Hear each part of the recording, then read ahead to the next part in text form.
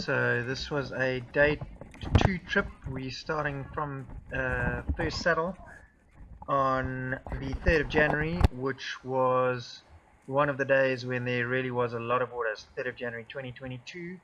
Obviously we're on the Dusi right now, putting in it, well actually we're putting in at about 150 meters up from the normal saddles put in, because there was so much water that where there normally is just rocks in the river that you can't pass, we could put in early and paddle. Just ahead of us and to the right now is the normal place where we put in there. Just ahead of us and to the right is where we normally put in. So much water in the river today that we could put straight in and paddle. Probably about, I would estimate about 45 cumecs coming down the Dusi here, and then when we joined onto the Umgani, that bumped it up. And I think below Confluence we were definitely dealing, I know from experience what 55 cumecs is like, and we were well above 60 cumecs. I would say maybe around about 70 cumecs. Obviously none of the measuring tools on the web that you can normally access are working at the moment, so just using a bit of experience to estimate that level. Here we are at Confluence Rapid with water coming down and joining on with the Umgani. You can just see the river is wide and open with all the water coming down.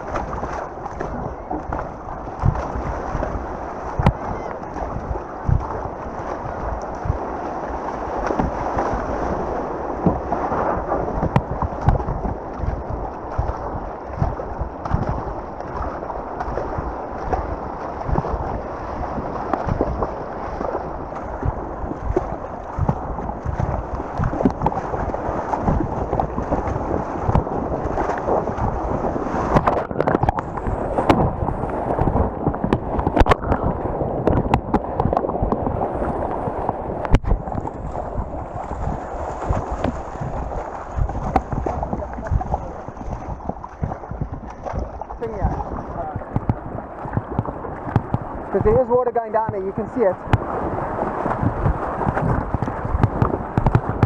Now you've either got to go very right. I don't know if it's working. Just get out.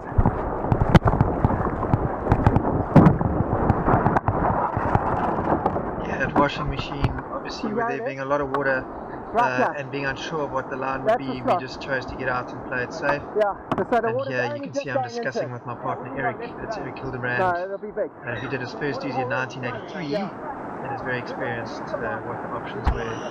This is what the rapid looks like. You can see it's much wider than normal, much more water than normal, and the washing machine wave at the bottom really was standing up and looking very mean. We opted not to shoot it and got back in. This is Harbour's Point. This is what it looked like. You can see even there's a lot of water coming down Willem's Chute. This is gauging weir. When there's a lot of water and there is water pouring over on the very left of the weir, this is the best option to shoot gauging weir. You just paddle straight over on the left hand side. Yeah.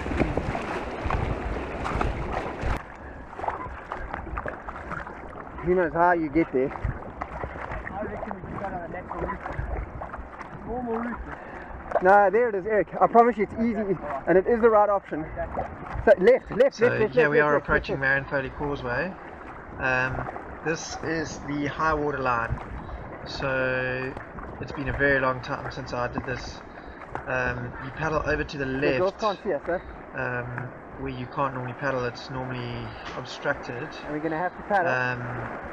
You can see here we're just taking our time and just trying to have a look and left. at where we can paddle. Left. But you basically just paddle Yeah. over to the left and paddle through the bridge on the very left hand side. I'm having to Left, convince left, Eric that it's left. possible to go there. And then once you Left, are at the all that bridge, left. then you just paddle through the bridge pillars. You do have to turn in quite late, which And then go through the bridge. is less than ideal with such flowing water, but you just have to paddle positively and make sure that your rudder is working. Here we go. And then once you're through the bridge, it's really pretty simple. Yeah, and then This just paddle. channel is a lot shallower. Obviously, there's normally Yeah. not really any water in it, so it's a lot You have to shallower paddle though. and a lot less volume of water, but it's still pretty fast. So a really good option in high water.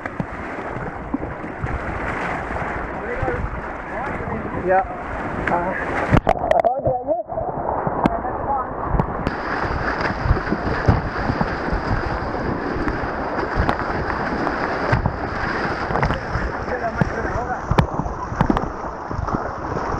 You want to stop and wait, yeah? Yeah, I think it's hold up a little bit to see that they are coming.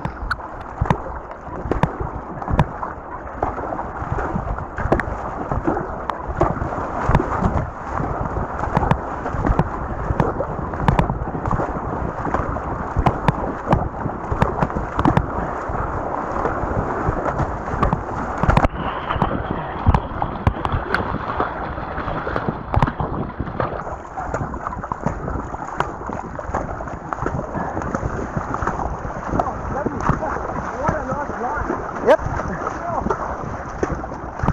I've been down there twice. Yep. If you can get down there, it's the way to go. It's just so clean.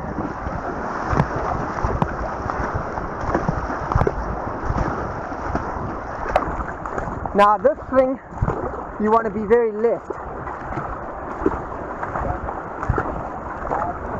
Yeah.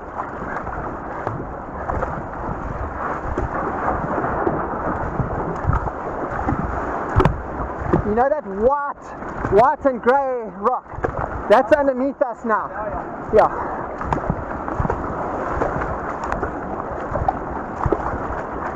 And follow the water. So you can see from this part of the river how much sometimes the river can flatten out when it gets very full. I mean, there are rocks all over the place normally at normal river levels that we normally paddle at here, but it's relatively flat, and we're just paddling through some waves because the river has filled up and the water has flattened out.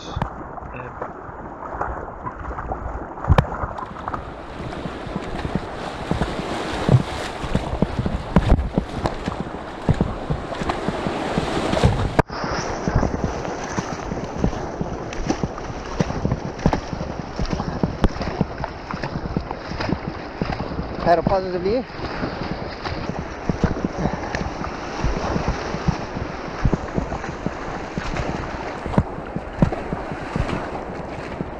So here we're about to drop into Gumtree itself.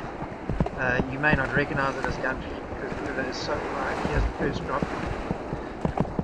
And we were just checking it out as we were going down, and you can see, so now we're actually in Gumtree. And if you have a look here, the big kind of house-sized shaped rock is now to our right hand side, and we are paddling to the left of it and going around the left. So the tree that sometimes you have to duck under is over far right. And now he's just staying down the left hand bank. I've never paddled this far left down Gumtree ever, but it was actually a really good line and relatively simple. And now we'll be just sorting ourselves out a little bit here, just making our way through the sort of what normally are bubblies, and now we heads up and we're looking for the pinnacle at Tombi. Now you have to get across. No, it's gone, we're getting out. Yeah.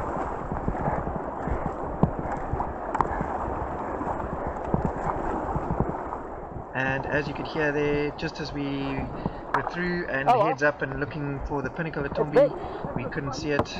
And everybody who I've ever spoken to about Tombi says that if the pinnacle is covered, you don't paddle. You can see it So poking we out, headed for but the the bank water's going over the top of it. You're right. That's Tombi pinnacle covered with water. And when it's covered, you don't paddle.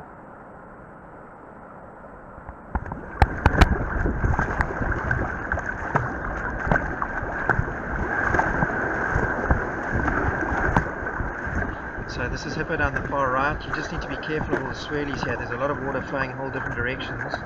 So just paddle positively so that your rudder works. When you slide over the rock on the right hand side, it's a lot like shooting craddock. There's the slide. And then we were just a bit lazy here. We really shouldn't have swum.